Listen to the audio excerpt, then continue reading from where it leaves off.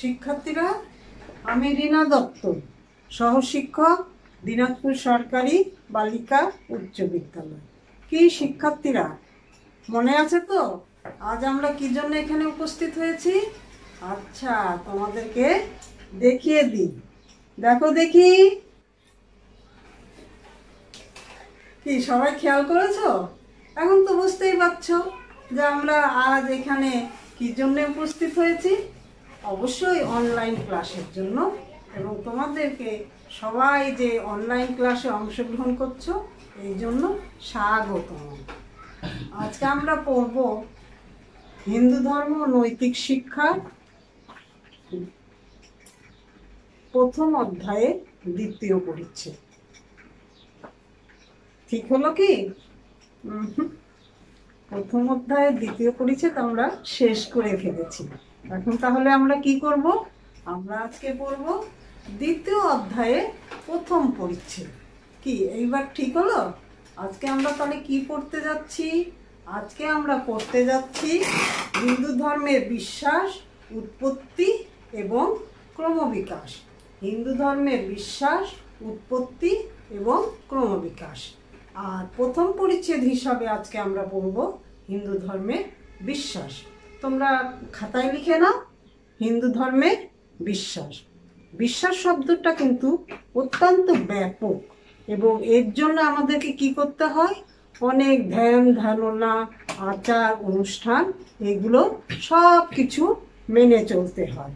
এবং দেখা যায় যে এই বিশ্বাস আসতে হলে প্রথমেই আমাদেরকে কি বিশ্বাস আনতে হবে? ঈশ্বরের যে আছেন এই মৌলিক বিশ্বাসটাই আমাদেরকে সর্বপ্রথমে আনতে হবে। ঈশ্বর কেমন?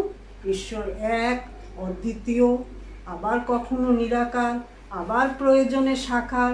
সাকার রূপে যখন ঈশ্বর আমাদের পৃথিবীতে আবির্ভূত হন তখন আমরা তাকে কি বলি? অবতার। ঈশ্বরের কিন্তু বিভিন্ন রূপ এবং ঈশ্বরের যে বিভিন্ন শক্তি, সেটাই যখন বিভিন্ন রূপে শক্তির প্রকাশটা ঘটে তখন তাকে আমরা কি বলি? আমরা বলি দেবদেবী, তাই না? আমরা দেবদেবী বলে থাকি। ঈশ্বর কিন্তু এত বড় শক্তি সম্পূর্ণ, যার উপরে আর কেউ নাই। আমরা এখন ঈশ্বরের এই শক্তির বিকাশ এবং আমাদের বিশ্বাস কিভাবে স্থাপন হয়েছে সেটা ক্রমান্বয়ে আমরা আলোচনা করতে থাকব। হিন্দু ধর্মের জীবন কি সুন্দর এবং সার্থক করে গড়ে তোলার জন্য হিন্দু ধর্মের চারটা, যাকে আমরা একত্রে বলছি চতুরাশ্রম, এই চতুরাশ্রমটাও আমরা পর্যায়ক্রমে আলোচনা করব এবং দেখতে থাকব আমাদের জীবনকালটা এই চারটা ভাগে কিভাবে অতিবাহিত হচ্ছে। এখন প্রথম পাঠ হিসাবে আমরা আলোচনা করব একেশ্বরবাদ। একেশ্বরবাদটা কি? আমাদের হিন্দু ধর্মের কিন্তু ঈশ্বরের বহু রূপ, বহু দিক, বহু আছে, কিন্তু আমরা কি সব কিছুই এক ব্রহ্ম থেকে উৎপত্তি। যতই আমরা ঈশ্বরের বহু শক্তি রূপ দেখে থাকি না, বিভিন্ন স্তরে আমরা সেইগুলো দেখে থাকছি, কিন্তু দেখবা যে এইগুলো এক শক্তি থেকেই উদ্ভূত এবং এটা ঈশ্বরের বিভিন্ন শক্তির বহিঃপ্রকাশ, এবং ঈশ্বর যুগে যুগে তার বহিঃপ্রকাশকে বিভিন্নভাবে আমাদের সামনে তুলে ধরেছেন। সুতরাং আমরা যখন ঈশ্বর এক, অদ্বিতীয় এই শক্তিতে, এই বিশ্বাসে বিশ্বাস করব, তখনই তাকে বলা হবে একেশ্বরবাদ। এখন এই প্রসঙ্গে দেখো, ঋগ্বেদে আছে কি আছে? ঋগ্বেদে আছে একম সদ বিপ্রা বহুদা বদন্তি। আরো একবার দেখো, একম সদ বিপ্রা বহুদা বদন্তি। বুঝছো? এরপর দেখো কঠোপনিষদেও ঈশ্বর এক এবং একশ্বরবাদ যে আমরা বিশ্বাস করি তার প্রসঙ্গে একটা কথা লেখা হয়েছে। সেটা কি? সেটা আরো একবার বোর্ডের দিকে খেয়াল করো। লেহ নানানস্তি কি কঞ্চন, লেহ নানানস্তি কি কঞ্চন। এরপরেও দেখো শ্রী ভগবদ গীতাতেও ঈশ্বর এক এবং অদ্বিতীয় এটা সম্বন্ধে বলা হয়েছে। ভগবদ গীতাতে কি বলা হয়েছে? প্রভব প্রলয় স্থানং নিধানং বীজম বয়ম। আরো খেয়াল করো, আর একবারও আমি বলছি, প্রভব প্রলয় স্থানং নিধানং বীজম বয়ম। অর্থাৎ ঈশ্বরকে তুমি যতই যেভাবে যে রূপে চিন্তা ভাবনা করো না কেন, ঈশ্বর তার শক্তিতে এক এবং অদ্বিতীয় এবং তার উপরে আর কেউ নাই। ঈশ্বর আমাদেরকে বিভিন্ন ধর্মগ্রন্থের মাধ্যমে তার রূপ এবং তার শক্তিকে বিভিন্নভাবে প্রকাশিত করে থেকেছে। যেমন মনে করলাম শ্রীরামকৃষ্ণ কি করেছে? বিভিন্ন ভাবে বহুরূপে ঈশ্বরের রূপকে ব্যাখ্যা করেছেন এবং পর্যায়ক্রমে তিনি এও বলেছেন যে কালী সেই ব্রহ্ম।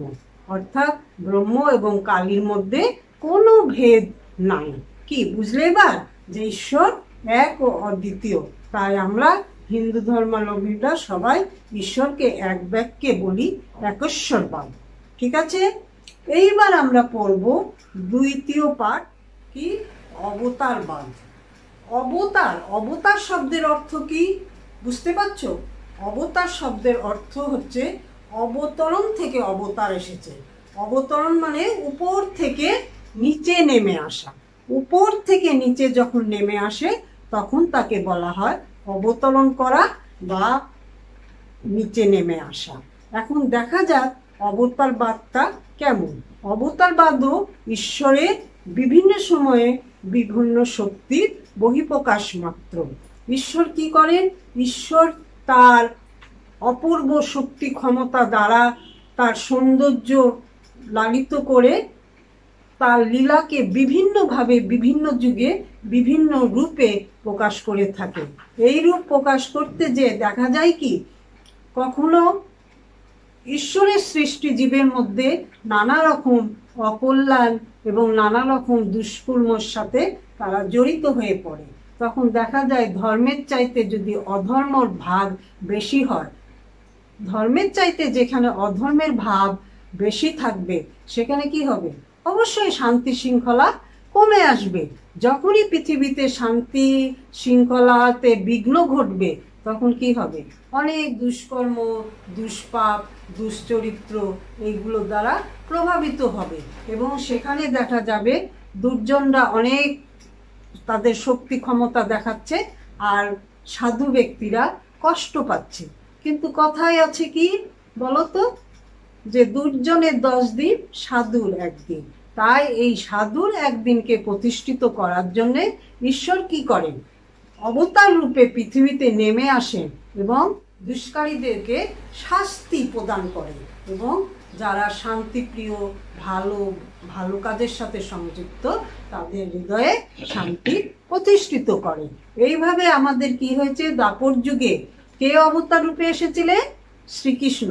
শ্রীকৃষ্ণ অবতার রূপে এসে দুষ্টদের দমন করেছে এবং পৃথিবীতে শান্তি প্রতিষ্ঠা করে গেছেন। আমাদের দেখা যায় যে অবতার কয়টা? অবতারকে আমরা 10 শ্রেণীতে ভাগ করেছি, তাই না? বিভিন্ন সময় বিভিন্ন যুগে 10 বার বিষ্ণু অবতার রূপে পৃথিবীতে অবতীর্ণ হয়েছে এবং তিনি বিভিন্ন সময় বিভিন্ন রূপে আমাদের পৃথিবীকে তার সৃষ্টির সৌন্দর্যকে সুন্দরভাবে রাখার জন্য অভিনব চেষ্টা করে গেছেন। এখন দেখো কি হচ্ছিল, পৌরাণিক কাহিনী থেকে আমরা একটা সুন্দর দিক তুলে ধরতে পারি। সেটা কি? সেটা হচ্ছে বেদ প্রলয় পয়দি জলে যখন নিমগ্ন হলো তখন কি করলো, ভগবান বিষ্ণু মৎস্যরূপে এসে সেই বেদটাকে উদ্ধার করলেন। তারও পরে কি হলো, পৃথিবী হলো জল প্লাবিত হয়ে গেল। যখন পৃথিবী জল প্লাবিত হয়ে গেল তখন কি অবতার রূপে আসলেন, কূর্ম অবতার। ভগবান তখন কূর্ম রূপে আসলেন এবং তার পৃথিবীকে পৃষ্ঠে ধারণ করে জলামগ্ন থেকে রক্ষা করলেন। এরও পরে পৃথিবী আবারও যখন জলপ্লাবিত হলো তখন ভগবান কি করলেন, বরাহ রূপে আসলেন এবং পৃথিবীকে তার দন্তে আটকে মুক্ত করলেন। এইভাবে ক্রমান্বয়ে কি হলো, ক্রমান্বয়ে নৃসিংহ রূপে পৃথিবীতে আবার কে আবির্ভূত হলেন অত্যাচারী দৈত্যরাজকে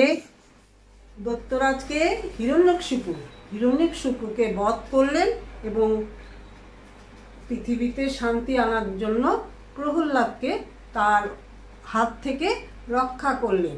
এইভাবে আমাদের 10 অবতার বিভিন্ন সময়ে বিভিন্নভাবে আমাদের পৃথিবীকে রক্ষা করলেন এবং পৃথিবীতে শান্তি আনয়নের জন্য খুবই চেষ্টা করে গেলেন। এইভাবে আমরা দেখতে পাই যে 10 অবতারের মধ্যে কিন্তু ভগবান শ্রীকৃষ্ণ অন্তর্ভুক্ত নন। কেন অন্তর্ভুক্ত নন বলো তো? ভগবান শ্রীকৃষ্ণ নিজেই পূর্ণ অবতার, সেই জন্য 10 অবতারের মধ্যে তাকে আমরা কখনোই কল্পনা করি না। ঠিক আছে, এরপর দেখো একটা সুন্দর কবিতার মাধ্যমে জয়দেব রচিত একটা কবিতা আছে এবং সেখানে গীত গোবিন্দে এটা উল্লেখ করা হয়েছে। কি হয়েছে, একটা কবিতার মাধ্যমে সুন্দরভাবে তুলে ধরা হয়েছে। আমি সেটা তোমাদেরকে এখন কবিতাটা শোনাচ্ছি পড়ে।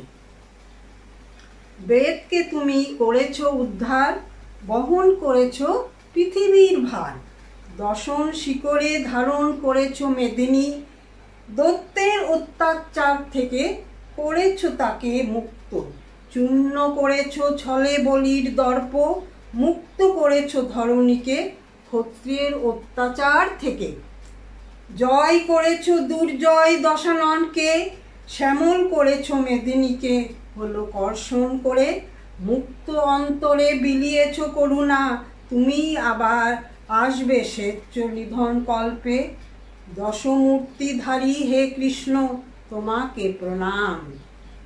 সুতরাং দেখছো তোমরা মৎস্য, কূর্ম, বামন প্রভৃতি সবই ভগবানের অংশ, তাই না? যতগুলো অবতার আসছে তারা হচ্ছে কি ঈশ্বরেরই বিভিন্ন সময়ে বিভিন্ন রূপের শক্তির কি বহিঃপ্রকাশ এবং এক এক সময় তিনি এক একটা শক্তি রূপে এখানে আলোকিত হয়েছেন, তাই না? ঈশ্বরের পূর্ণ রূপ স্বরূপ আমরা তার ধারণাটা ব্যক্ত করলাম এবং তাই হিন্দুদের নিকট অবতারটা কি স্বয়ং ভগবান এবং আমরা এটাকে মুক্তভাবে মেনে নিতে পারি যে অবতার যুগে যুগে ঈশ্বরের সৃষ্টি জীবকে এবং তার পৃথিবীর সৌন্দর্যকে ধরে রাখার জন্য অবতার রূপে পৃথিবীতে আসেন। কি অবতারবাদটা বুঝলে? এইবার আমরা 4 ও পাঠ পড়ব, সেটা হচ্ছে চতুরাশ্রম। চতুর মানে কি 4টা, আর আশ্রম মানে ভাগ। এখন আমরা সেই চতুরাশ্রমের ভাগগুলো পর্যায়ক্রমে আলোচনা করব তোমাদের সামনে। তোমরা জানো তো, এর আগেও পড়েছো যে মানুষের জীবনকালটা মোটামুটি গড়ে ধরা হয়েছে কত, 100 বছর। এই 100 বছরকে আমরা চতুরাশ্রমের ক্ষেত্রে 4টা ভাগে ভাগ করে থাকি এবং প্রত্যেক ভাগে আমরা 25 বছর করে নির্ধারণ করি। আচ্ছা, এই চতুরাশ্রমের ভাগ 4টা কি? প্রথমেই হচ্ছে ব্রহ্মচর্য, দ্বিতীয় হচ্ছে গারস্থ, তৃতীয় বানপ্রস্থ এবং চতুর্থ হচ্ছে সন্ন্যাস। এখন আমরা পর্যায়ক্রমে এই 4 ভাগটা তোমাদের সামনে আলোচনা করব। প্রথমেই আমরা যাই ব্রহ্মচর্য। ব্রহ্মচর্যটা কি? মনে করো একটা শিশু জন্মগ্রহণ করলো, মা বাবার কাছে থেকে আদর যত্নে পালিত হলো, কিন্তু সেই শিশুর বয়স যখন 5 বছর হবে, তখন তাকে কোথায় পাঠানো হবে? তখন তাকে পাঠানো হবে গুরুগৃহে বা গুরু আশ্রমে। সেখানে সে থাকবে, পড়াশোনা করবে, খাওয়া দাওয়া করবে, গুরুর কাছে দীক্ষা নিবে এবং বিভিন্ন ধর্মগ্রন্থ, বিভিন্ন হিন্দু ধর্মের আচার নিয়ম নীতি এইগুলো অধ্যয়ন করবে। এবং যখন দেখবে গুরু যে এর গুরু আশ্রমে থাকা এবং পাঠ সমাপ্ত হয়েছে, মোটামুটি ধরে নেওয়া হয় যে তার বয়স যখন 25 বছর হয়েছে, তখন তাকে গৃহে পাঠিয়ে দেবে। এই যে গৃহে পাঠিয়ে দেওয়া হলো, এই গৃহে পাঠিয়ে দেওয়ার অবস্থাটা হচ্ছে গারস্থ আশ্রম। তাহলে এখন বলো তো গারস্থ আশ্রমটা কি?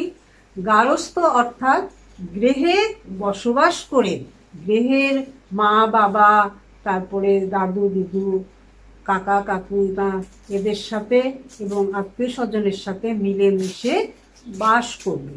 এবং এই পর্যায়ে দেখা যায় যে আমরা যখন জন্মগ্রহণ করি, মা বাবার সংস্পর্শেই আমাদের জন্মটা হয়ে থাকে, তখন আমাদের বেশ কিছু কার্যক্রম এসে থাকে। এই কার্যক্রমে মোটামুটি আমরা ভাগ করছি কয়টা? 5টা ভাগে। এই ভাগগুলো কি? পিতৃযজ্ঞ, দৈবযজ্ঞ, ভূতযজ্ঞ, নৃযজ্ঞ এবং ঋষিযজ্ঞ। পিতৃযজ্ঞটা কি?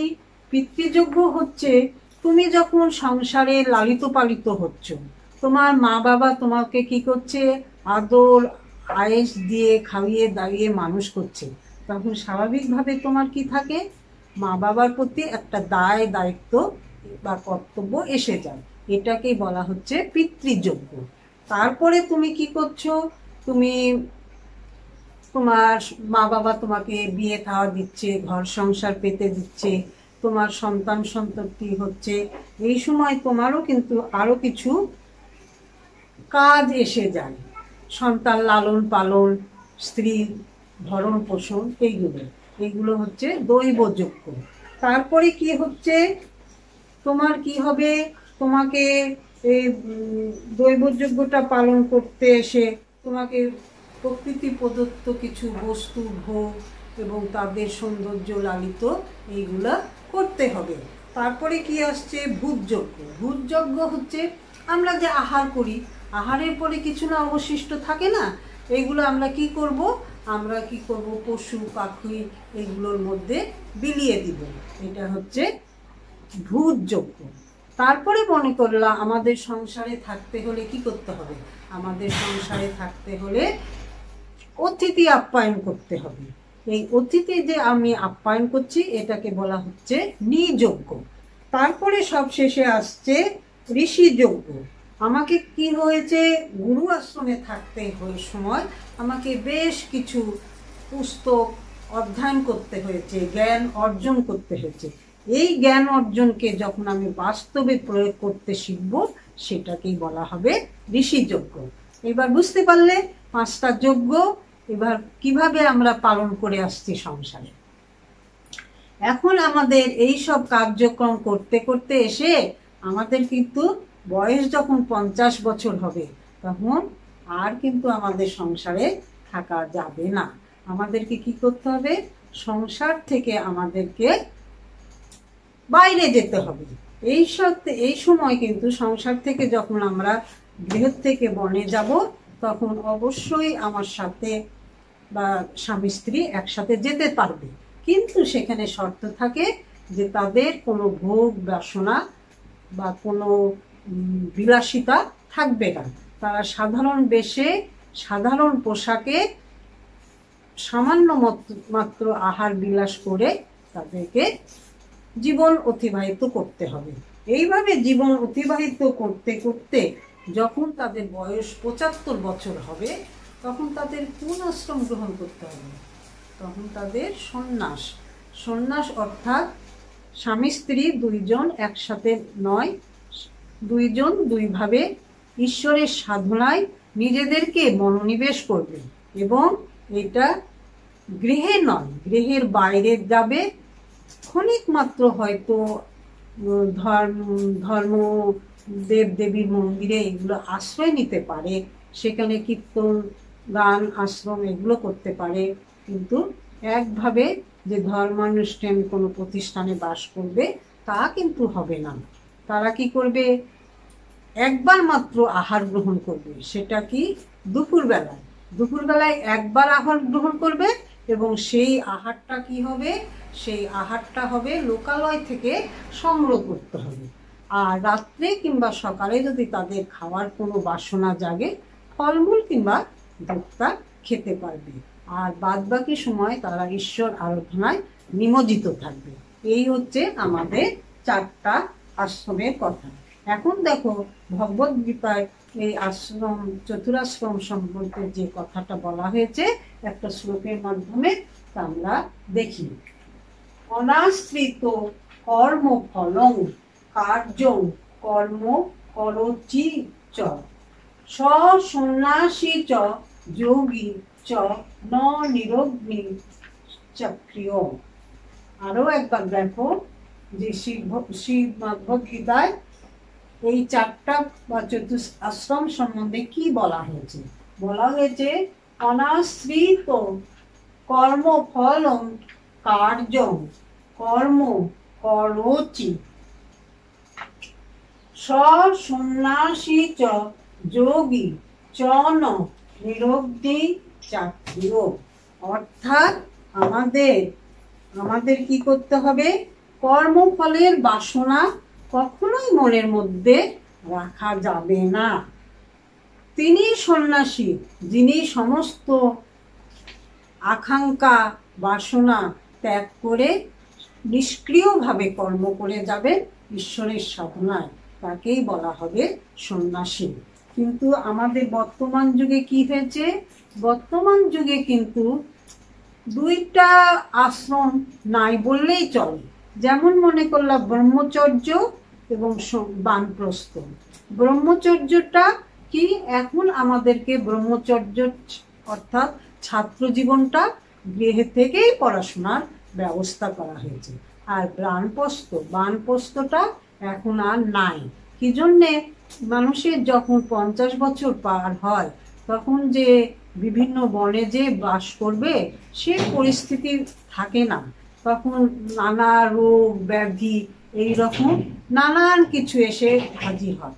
তাই ভগবদ্গীতায় শ্রী বিষ্ণু অর্থাৎ শ্রীকৃষ্ণ বলেছেন যে বনে নয়, গৃহে থেকে তুমি ঈশ্বর সাধনায় নিজেকে নিয়োজিত করো। আবার সন্ন্যাস গ্রহণকেও এখন আর উৎসাহিত করা হয় না, বরঞ্চ সন্ন্যাস গ্রহণকে নিরুৎসাহিত করা হয়েছে এবং বলা হচ্ছে যে সন্ন্যাস গ্রহণ নয়, বরঞ্চ গৃহে থেকে তুমি তোমার নিষ্কামভাবে কর্ম করে যাও এবং ফলের আশা করো না।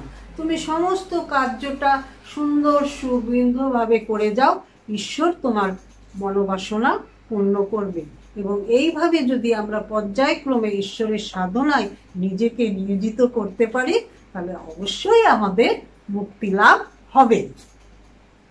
এতটুক যে পড়ালাম তার মধ্যে আমরা কি কি শিখলাম এখন একটু বোর্ডের দিকে খেয়াল করে দেখো। এই অধ্যায় থেকে আমরা কি কি পড়লাম একটু মনোযোগ দাও, দেখবা কি সুন্দরভাবে পর্যায়ক্রমে আমরা ঈশ্বরের বিশ্বাস অর্থাৎ হিন্দু ধর্মের বিশ্বাসটা কিভাবে আমাদের মনের মধ্যে স্থাপন হয়েছে সেটা আমরা জানতে পেরেছি।